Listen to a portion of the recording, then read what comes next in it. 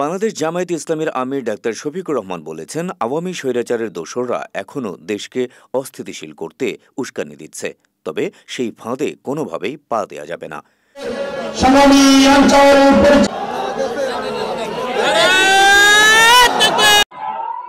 রোববার সকালে খুলনার খানজাহান আলী থানা জামায়াতে ইসলামীর উদ্যোগে আয়োজিত কর্মী সম্মেলনে প্রধান অতিথির বক্তৃতায় তিনি এসব কথা বলেন। স্থানীয় ইস্টার্ন জুট মিল শ্রমিক ময়দানে অনুষ্ঠিত এই কর্মী সম্মেলনে জামায়াতের আমির বলেন, দেশ এখনও জঞ্জাল ও স্বৈরাচার মুক্ত হয়নি, তাই জাতীয় প্রয়োজনে জনগণের ঐক্যের কোনো বিকল্প নেই।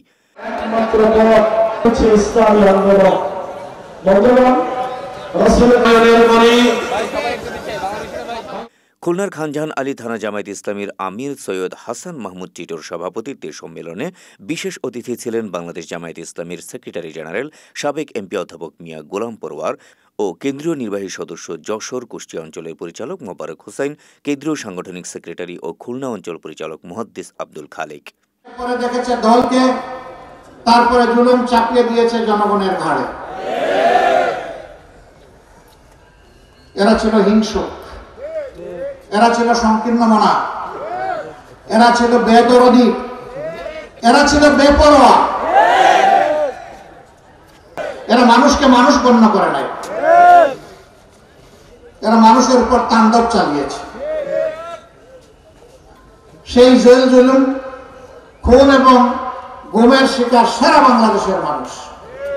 সারা বাংলাদেশে কাড়ি কাড়ি লাশ আর ছোপ ছোপ রক্ত। 2006 সালের 28 অক্টোবর লগিবইটার তাণ্ডবের মাধ্যমে স্পষ্ট দিবালোকে আদম সন্তানদেরকে খুন করার মধ্য দিয়ে তাদের খুনের রাজত্ব শুরু হয়েছিল। তারপরে আমরা দেখতে পেয়েছি 2009 সালে 10 জানুয়ারি ক্ষমতা বসার পর থেকে তারা তাদের খুনের অস্ত্রকে আবার শান দিয়েছে।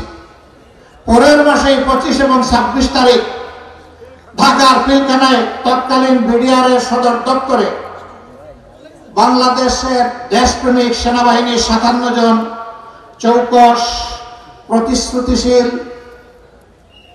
সেনা অফিসারকে তারা নির্দয়ভাবে হত্যা করেছিল।